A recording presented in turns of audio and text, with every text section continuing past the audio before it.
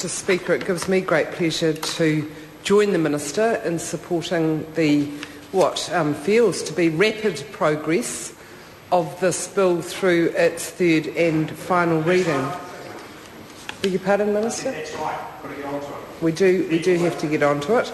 People are waiting. In fact, I imagine that lots of people are listening to their wirelesses right now, hoping that we'll get through all 12 speeches in the third reading before the House rises today. So I look forward to the acting Leader of the House, the Honourable Simon Power, moving that the House sits after 10 p.m. in order to get this third reading finalised. That would show a genuine commitment, so I look forward to that, and we'll support that resolution if that is so moved. Mr. Speaker, as the Minister mentioned, this bill arises not as a result of Parliament making an error, or certainly not intentionally or through rushed legislation making an error, but as a result of a legal opinion which said that the law could be interpreted in a different way than Parliament had intended.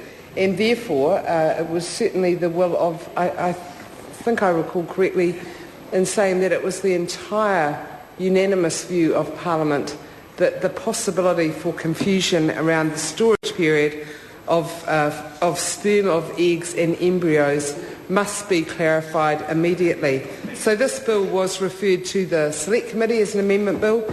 The Select Committee was very anxious to not extend the scope of debate. We wanted it specifically limited to just this amendment to ensure that people didn't start getting their expectations raised about any other alterations that Parliament might be considering, because frankly we weren't.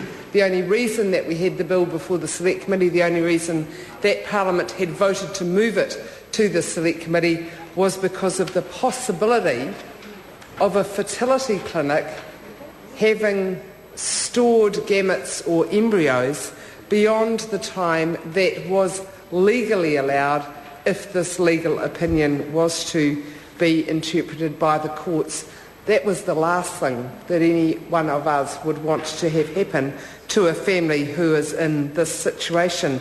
Mr. Speaker, it was interesting to learn a little more about IVF and families who are involved during the process of the Select Committee, even though we did, as I said, limit our discussion quite specifically to the point of the bill, which is the storage period.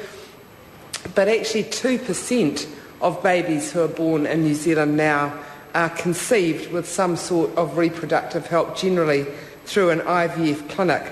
That's quite a rapid increase from the first baby that was born in New Zealand, and it is really important that we get the law really clear, but that we also get the ethical considerations around IVF robustly debated and agreed as well. So that was the second part of the bill, which was changes to the powers and the duties of the Ethics Committee. There was some debate, some confusion about whether the Advisory Committee could give advice to the Ethics Committee on the matters that needed to be taken into account when the Ethics Committee applied for approval for a longer storage period for eggs, sperm and embryos. So our Select Committee worked very hard to make sure that those rules around what advice could be given on what basis to whom was made really clear, and I hope that the final outcome achieves that goal. Mr. Speaker, I also want to make note of the officials and the other members of the Health Select Committee. It is becoming a bit of a habit to commend the members of the Health Committee, but actually they deserve it. This is the second time I've had cause to do that today, but I do think that on a number of areas we occasionally have political commentary, just occasionally, but generally actually we work in a respectful way, and I think that's really important for all members of Parliament. We treat our submitters in a respectful way, and that is across the three parties that are represented on the committee. Even when it's clear that we don't agree with them, they are still treated with respect, and I think that's a very important thing for select committees to do if we want to encourage participation in the democratic process.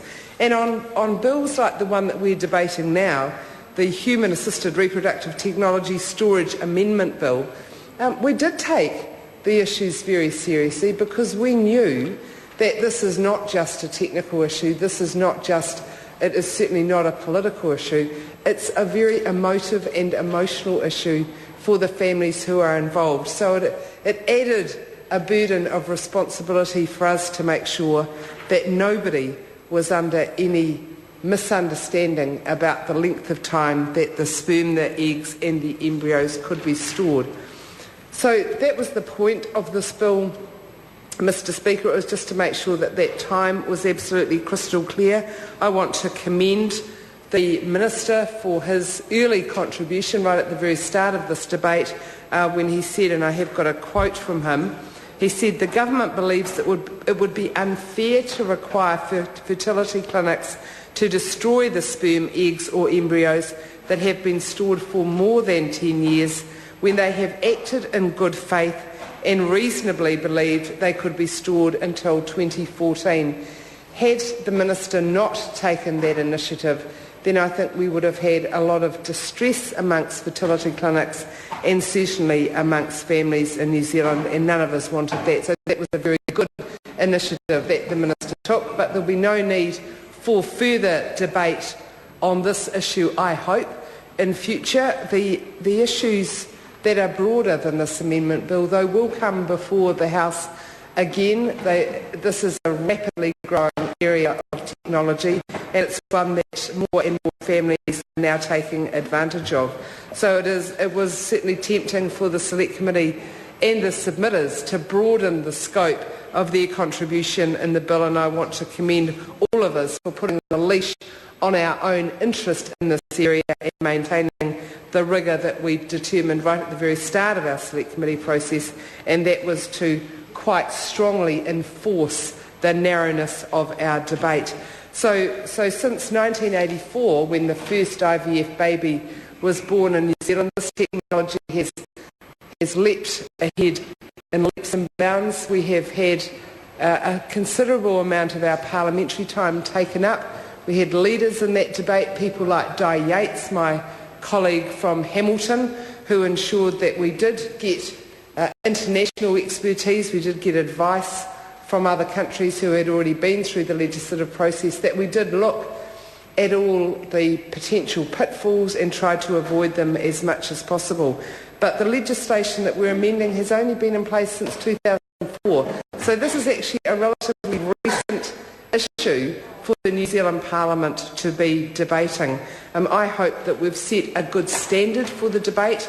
I hope that the Select Committee is looked on in future as having given this bill the attention that it requires, and I certainly support its rapid progress through the remaining stages of the third reading. I call Dr. Paul Hutchison. Thank you, Mr. Speaker, for